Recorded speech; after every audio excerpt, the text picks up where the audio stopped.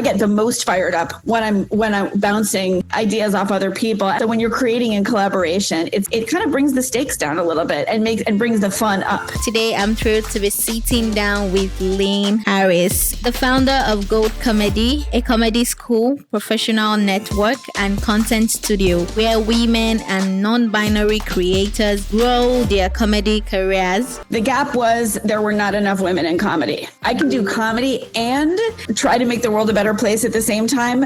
Count me in. Through classes, shows, mentorship, and industry connection, Gold Comedy has become a space where creativity, confidence, and opportunity collide. Yeah, comedy is a job. It's easier for me to engage you on structural inequality with a joke.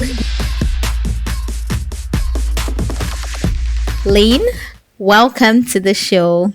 Thank you. Thanks for having me. So good to have you. You look so beautiful, by the way. I love the color of Oh my gosh, thank you. I love the color of your hair. It's so nice. Thank you. I love it. It's totally fake. Thank you so much. We love it that way.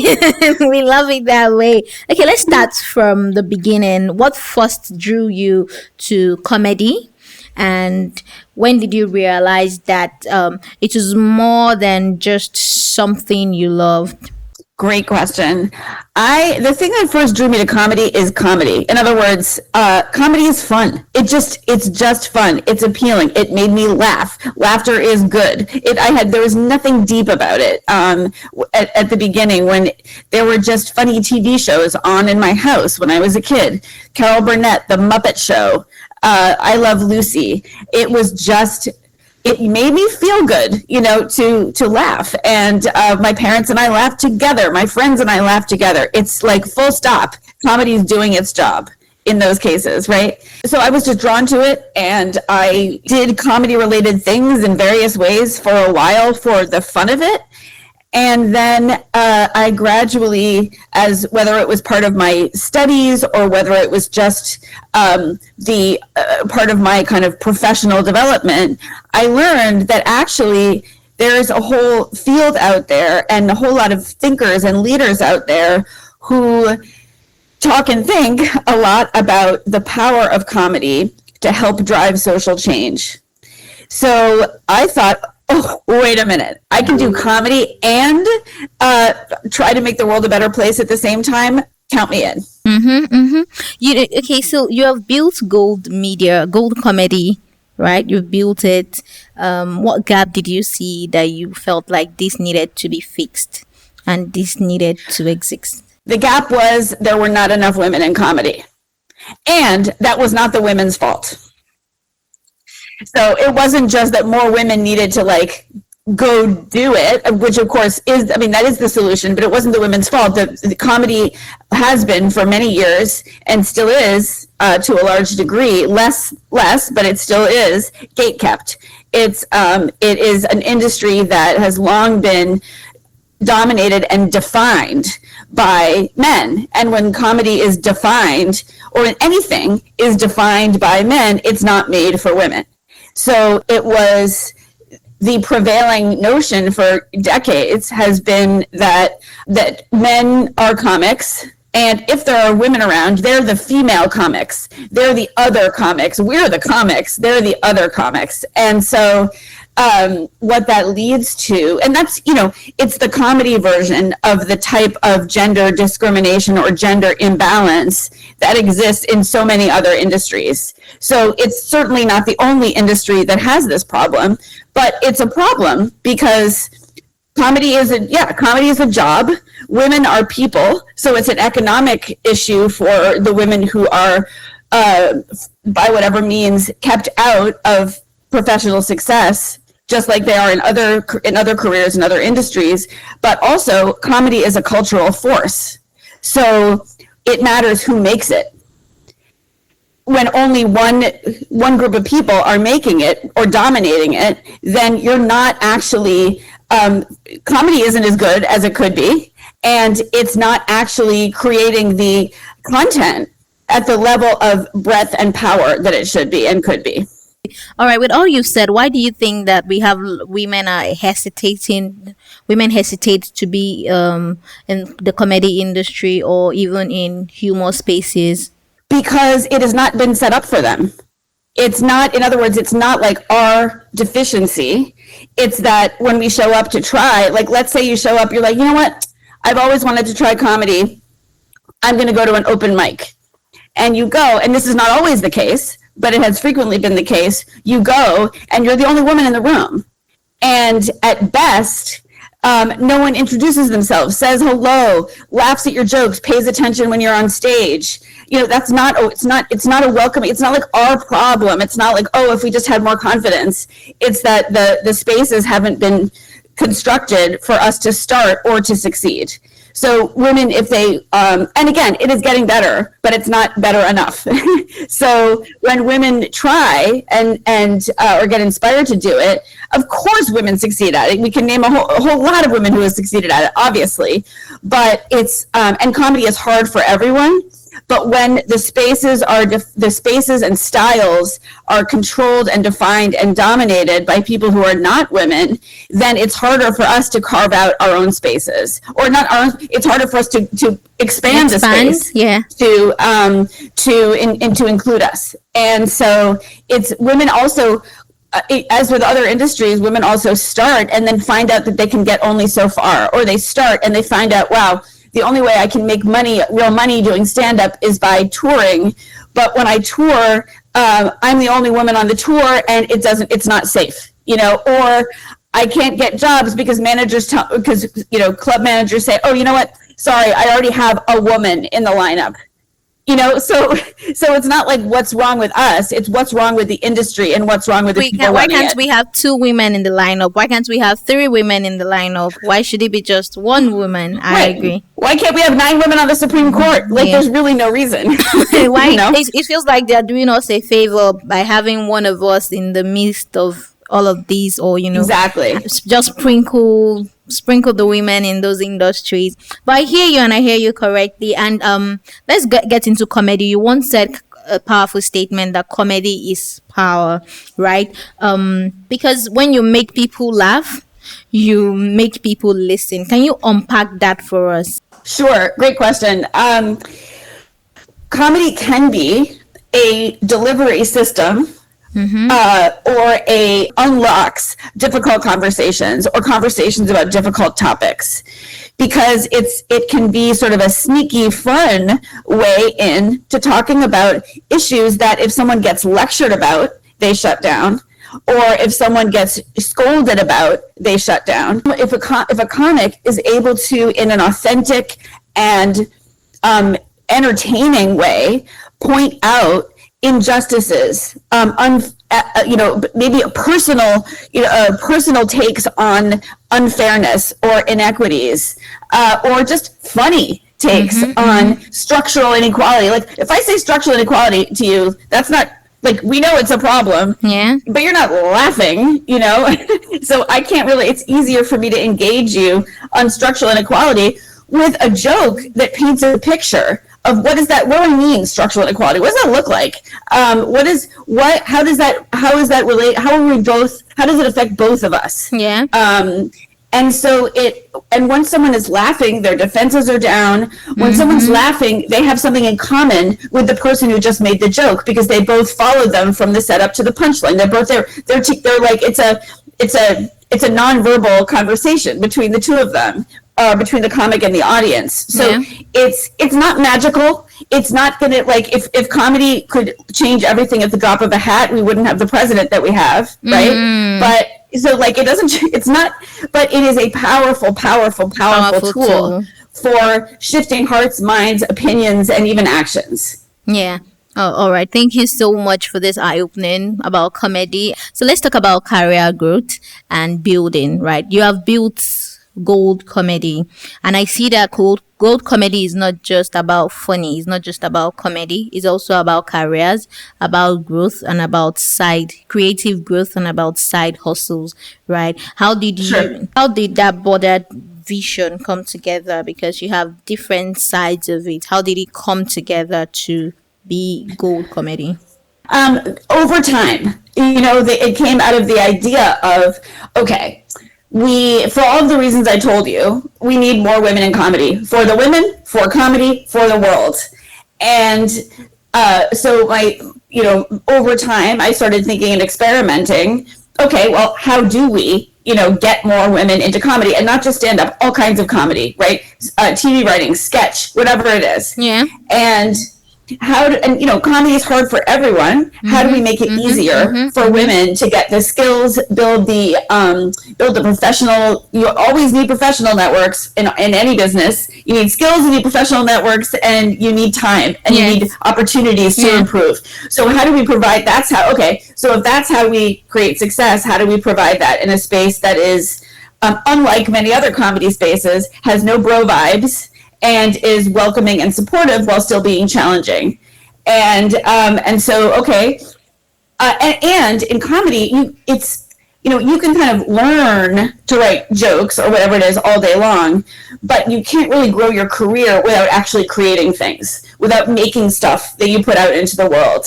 So that's why we're sort of a combination of a school, and by the way, it's all online, so it's not a building with a school. It's online education. That's where we got the idea, or developed the idea, to combine the building of skills from novice to advanced, with community, which is where people learn best and where people advance their careers, where they find the momentum to advance their careers.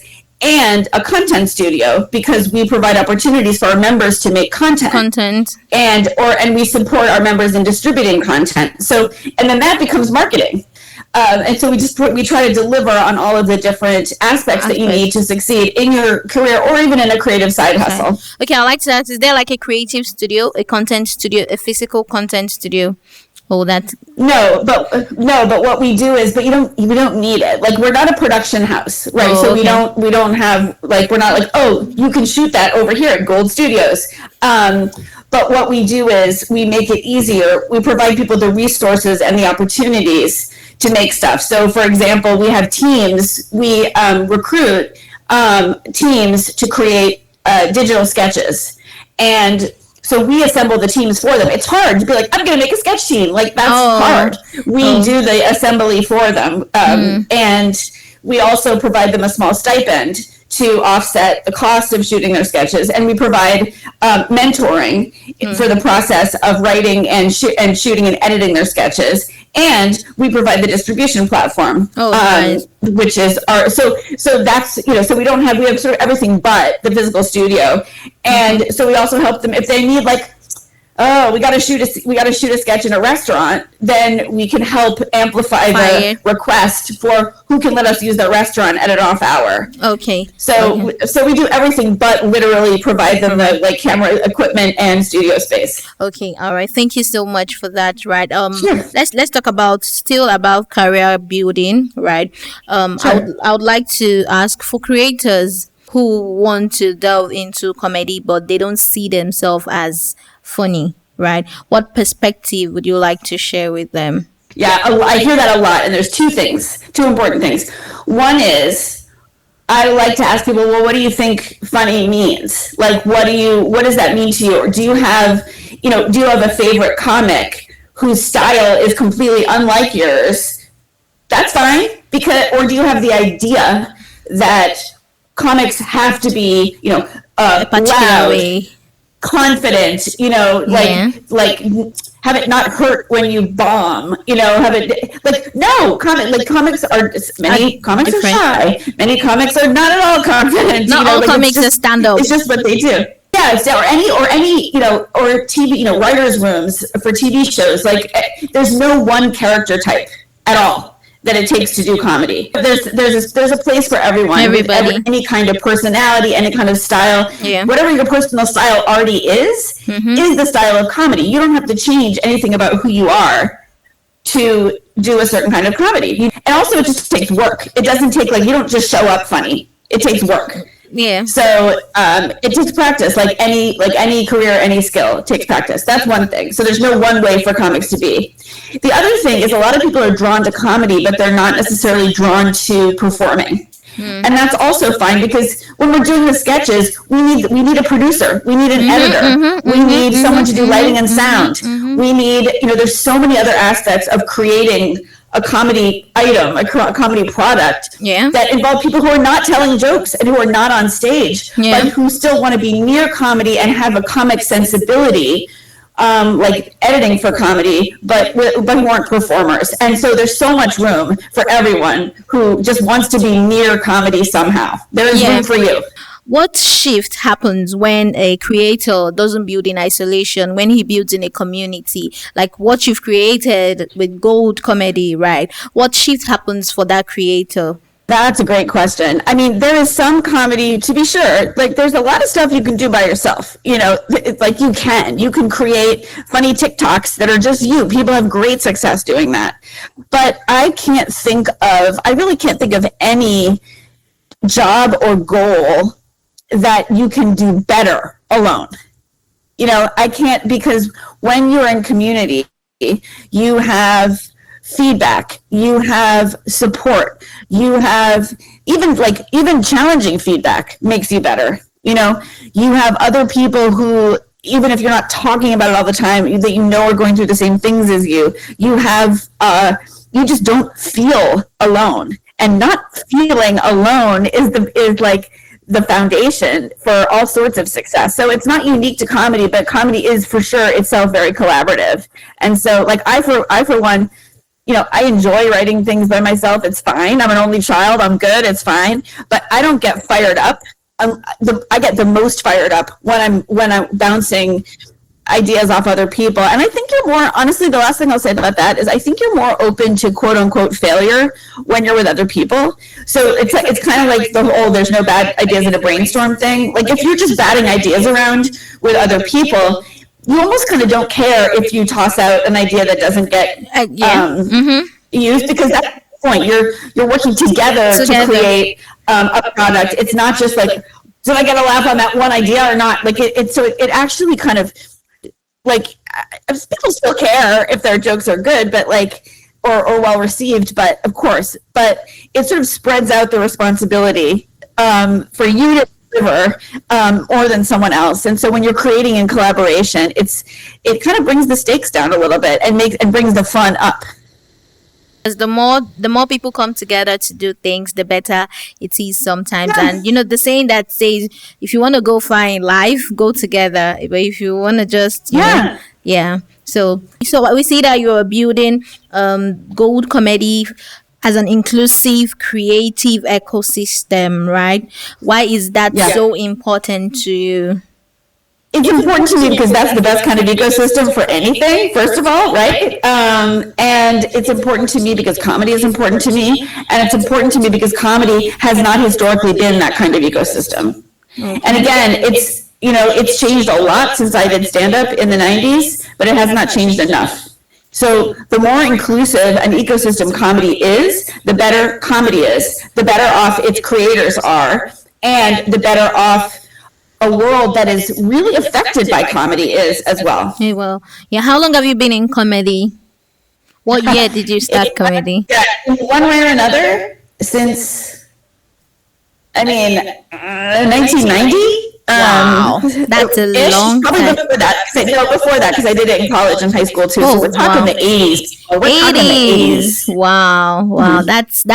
That's actually a very long time. I guess at this moment you're mentors to a lot of people. Are there people that you have mentored, that you've seen what they do and you are proud to be a mentor to these people? Oh yeah, I mean, I used to teach. This is before Gold, but same idea. I used to teach a class called Humor Writing for Journalists. And I've seen, and how journalists could add humor into their own writing in ways that still supported or did not diminish the seriousness of whatever topic they were covering. But, you know, as we talked about, you can reach more people, you can reach people in a different way using humor, well-chosen humor. And I see my students, that was a long time ago, but, you know, so many of my students are now like, you know, at the New York Times and editors of, editors in chief of publications that we like hoped to like get a byline in back then. And so seeing that is really satisfying.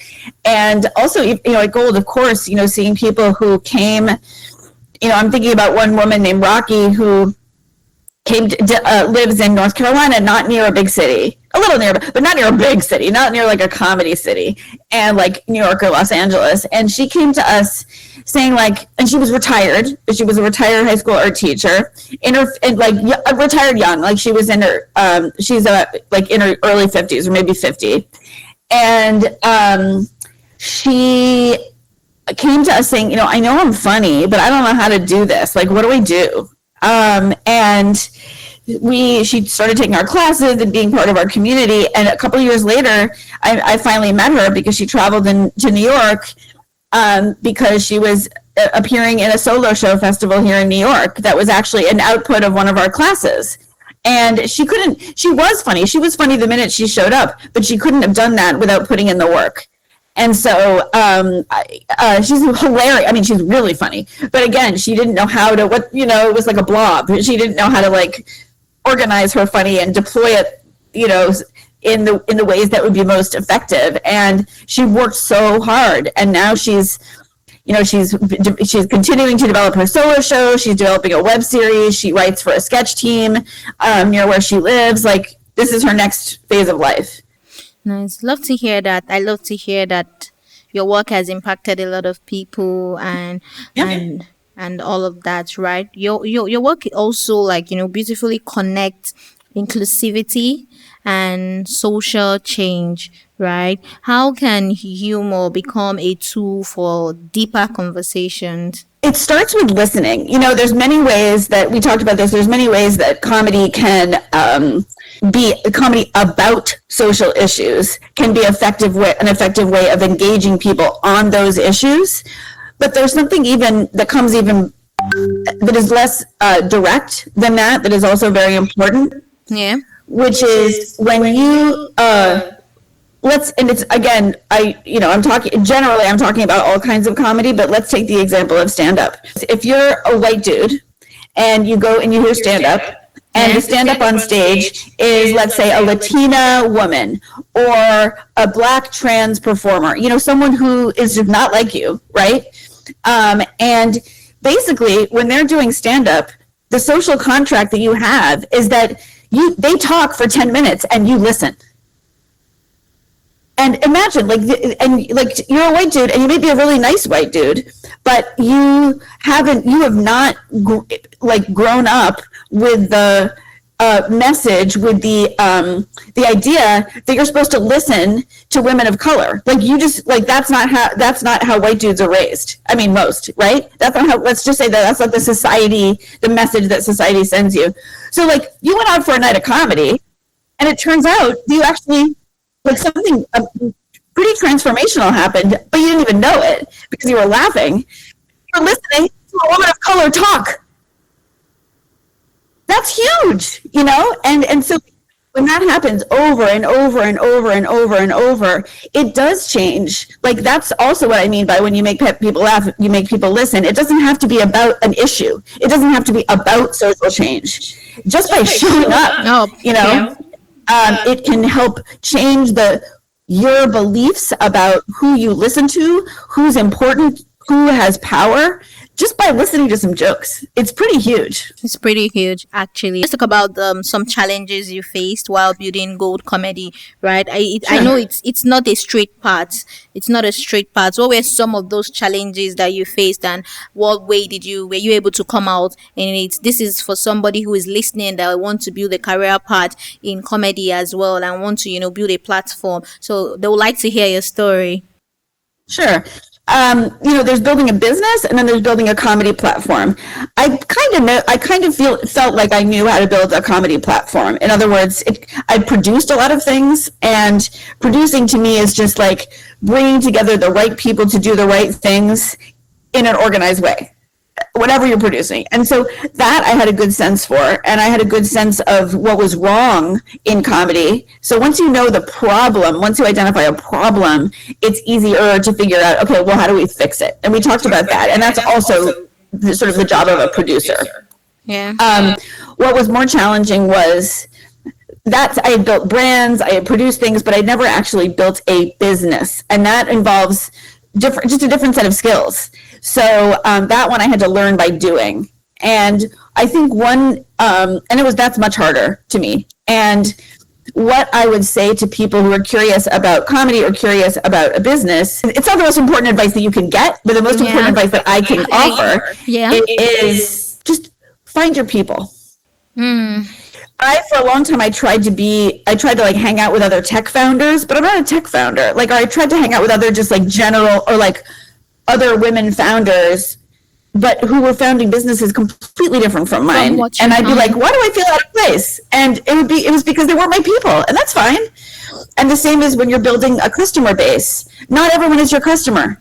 Exactly. And that's fine too. Or when you're building an audience as a comic, not everyone is your audience, and that's fine. The more specific and clear you can get about who you're talking to or who you feel good around, those are the people who are going to be the most helpful to you as you grow in your career, in your business, whatever it is. Yeah, true. I agree with you. So let's talk about self-doubt, because I know that through all of these processes, there were moments where you doubt yourself, like, who sent me? Sure.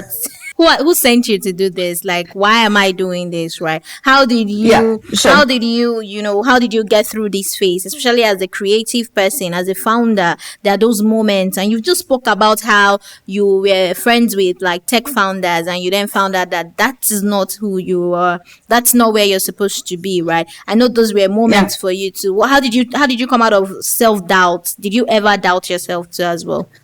Oh, I mean, as soon as we get off this podcast, I'll start doubting myself again. It's totally normal. It's totally normal. And that's why, like, honestly, it drives me crazy when not just women, but because everyone says this, but like, oh, I just had so much imposter syndrome. And I realize that's a thing. I realize I don't mean to like belittle people who say that, but I wish no one had ever invented that concept, because it's never about you. It's never about you. It's always that you are in a place that wasn't built for you. When you feel that you're not good enough, or that you should be different or whatever, it's because, why do I feel that way? Because I'm hanging out with tech founders. They're not my people. Like, I shouldn't feel comfortable. Why would I feel comfortable? Why would I, so for me, avoiding self-doubt has been not something to fix in myself, and not just go with people who make you feel good, like go with people who like fawn over you and say yes to everything. That's not it either. Yes, I agree. Like, go with people who you feel that you can genuinely collaborate with, and you don't have to be someone else in order to work with them. And so we make you feel authentically like seen and heard, and they might even like criticize what you're doing in a constructive way or whatever. But like, people who you feel like fundamentally get you are the ones who are, they don't have to tell you that you're doing okay. They can just, meet you where you are and collaborate with you to solve a problem or whatever it is. And that to me is it goes back to the same thing. Find your people. All right. Thank you so much. Lynn. You're welcome. What does success look like for you in today? Right. And what keeps you going? What keeps you inspired? Let's have this conversation too. Yeah. I mean, honestly, since we live in capitalism, success, you can't separate success from business and financial success. Exactly. So, exactly. So, like, sorry, but you can't. And so, it's just the truth. Success to me does look like financial success, and to be in a place where, gold is running itself and like making money, and it's not easy, but at least it's, like it's sustainable. But then, but if I'm not feeling that way every day, what also feels like success, and again, a business can't run on good vibes alone, but vibes are great. Yes, so when I do hear from someone like, I could not have done this without gold, or gold changed my life, or I would never have written this pilot if it weren't for gold. And honestly, they're not different. Vibes are related to financial success. You have to figure out a way to tell everyone else about the good vibes, so they give you money. But you can, at least on a given day, when you're not feeling one kind of success, you can look to the other, at least to get you to tomorrow. Okay.